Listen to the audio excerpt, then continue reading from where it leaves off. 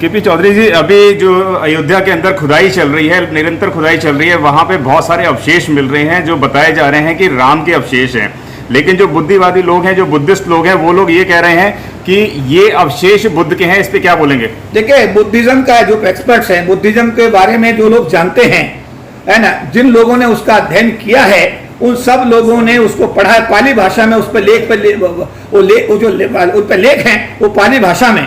तो जो पाली भाषा के विशेषज्ञ हैं, सुरेंद्र पाल सिंह जी इसी के एक्सपर्ट हैं। उन्होंने अपना मतलब फेसबुक के ऊपर पूरा डिटेल उन्होंने डाला है। निश्चित रूप से जो टिप्पणी विशेषज्ञों के द्वारा दी जा रही है वो पाली भाषा के लेख इस बात का प्रमाण है कि जो अवशेष मिल रहे हैं वो बौद्ध धर्म के अवशेष हैं और वहां पर बौद्ध विहार होने की पुष्टि करते हैं। और मेरा अनुरोध रहेगा दिल्ली केंद्र सरकार से भी, यूपी सरकार से भी मेरा निवेदन रहेगा कि आप वहां पर मंदिर बना रहे हैं, बहुत अच्छी बात है, मस्जिद बना रहे हैं, बहुत अच्छी बात है।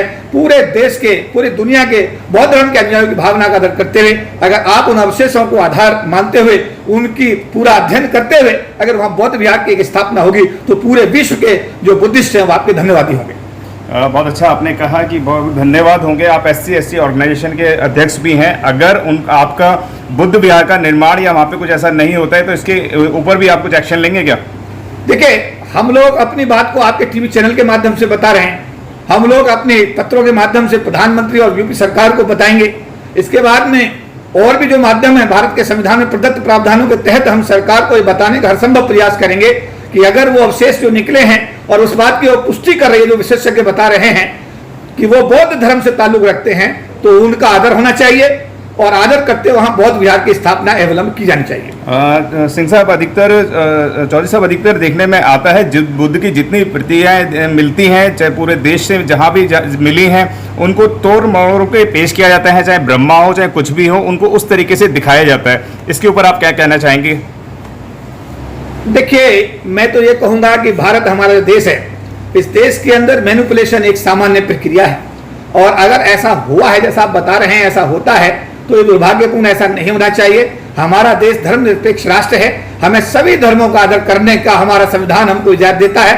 और सरकार की जिम्मेदारी में भी आता है कि हम सब लोग धर्मनिरपेक्ष राष्ट्र होने के नाते सभी धर्मों का आदर करें और जहां जहां पर अगर किसी धर्म विशेष के कोई अवशेष मिलते हैं या कोई ऐसी चीज सामने आती है तो उसका सम्मान करते हुए वहां पर हमको, चाहे मंदिर का अवशेष मिलता है तो मंदिर आप बना दीजिएगा, जहां बौद्ध विहार की बात है, बौद्ध विहार के अवशेष मिलते हैं तो वहां बौद्ध विहार बनाइएगा, जहां पर मस्जिद की बात आती है मस्जिद बनाइए, जहां गुरुद्वारे की बात है वहां गुरुद्वारा बनाइए। हम तो धर्मनिरपेक्ष राष्ट्र में रहते हैं और हमें सभी धर्मों का आदर करना चाहिए। चौधरी साहब, जिस तरह से अवशेष मिले हैं, क्या आपको नहीं लगता कि सुप्रीम कोर्ट के फैसले पर भी सवालिया निशान खड़ा कर दिया है अवशेषों ने, जिस तरह से फैसला दिया था सुप्रीम कोर्ट ने? देखिए, सुप्रीम कोर्ट के बारे में तो मेरा अनुभव 1997 से बड़ा कटु अनुभव है।